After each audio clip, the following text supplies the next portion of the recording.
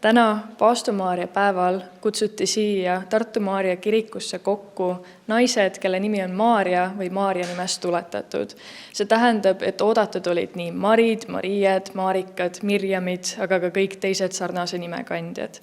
Tänasel üritusel sai kuulda Paastu Maarja päeva päritolu kohta, rahvalikest kommetest ja juttu oli ka erinevatest tähtsatest maarjatest läbi ajaloo. Kuidas sündis idee tänaseks ürituseks? Me tahaksime, et Tartu Maarja kirik ei oleks lihtsalt mingi suletud kogudus. Me tahaksime pigem olla kogukond ja Tartu kogukond ja meie oleksime nagu kõik ühes koos.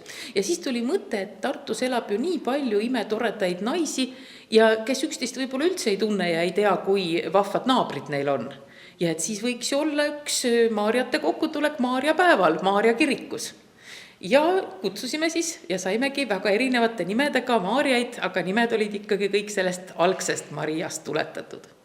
Väga tore. Kas te avaksite natuke ka, milline tähendus Paastu Maarja päeval on? Paastu Maarja päev on Maarja eostamise päev. See on see hetk, kui ingel Gabriel teatab Maarjale, et Maarja hakkab ootama Jumala last. See on väga tähtis päev, täpselt 9 kuud hiljem siis sünnib Jeesus ilmale, meie lunastaja, ja iga kristlane siis nagu peab sellepärast ka, ma arvan, just seda Paastu Maarja päeva väärtustama väga tõsiselt. Aga millised on rahvalikud kombed selle päeva puhul? No see väga vana katoliku kiht on ikkagi jäänud alles ja hoitud läbi sajandite, nii et on tulnud peaaegu kaasajani välja, et Maarja päev on siiski niisugune naiste austamise või naiste väepäev.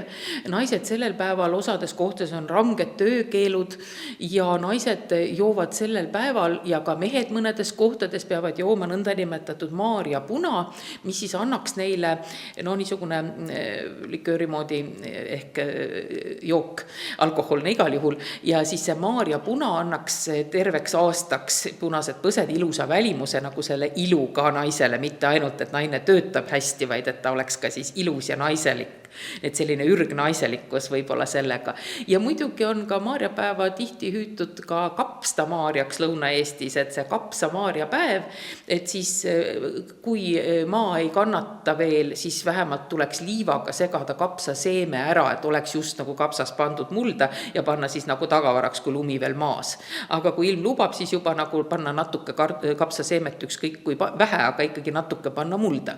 Ja sellel päeval siis ka selle tõttu naised peaksid kandma valget ja kandma võimalikult laia riietust ja linikuid mitte kokku siduma, et seda laiemad tulevad kapsalehed ja kasvavad siis suured kapsapead. Ja ka nõelatöö on rangelt keelatud, et siis kapsaste sisse ussid ei tuleks. Ja muidugi aeg läheb valgemaks, siis ka tuleb keskhommikune söögikord, üks söögikord tuleb juurde, nii et see Maarja päev on üks tähtis päev ja annab palju hüvesid. Te rääkisite ka täna erinevatest Maarjatest just Eesti kontekstis. Kas te avaksite natuke mõne Maarja ajalugu, kes ei ole võib-olla piisavalt tähelepanu saanud?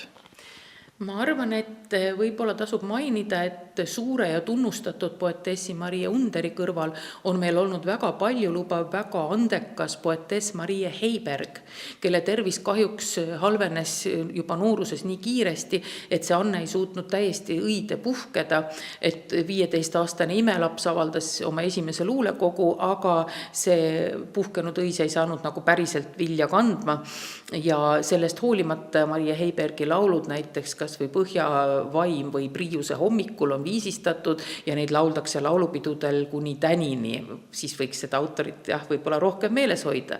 Ja teiseks ehk naiskodukaitsjana ma ütlen, et ka Mari Raamot, naiskodukaitse supertegelane ja Sahkapuul Eesti tütarlaste põllutöökooli asutaja ning juhataja, et tema kindlasti peaks olema ka meil Maarjate hulgas meeles, et me teame küll Maarja-Liis Ilusat hästi ja Maria Fausti võib-olla, ja kindlasti Maarja Vainot tema artiklite järgi, aga tasub nende kõrval ka siis mõelda võib-olla natukene rohkem ajas tagasi ja et need toredad ja tublid naised, kes on pannud Eesti iseseisvusele ja eestlusele alust, et kindlasti nemad ka võtta oma mällu. Igatahes väega nimi. Kahtlemata.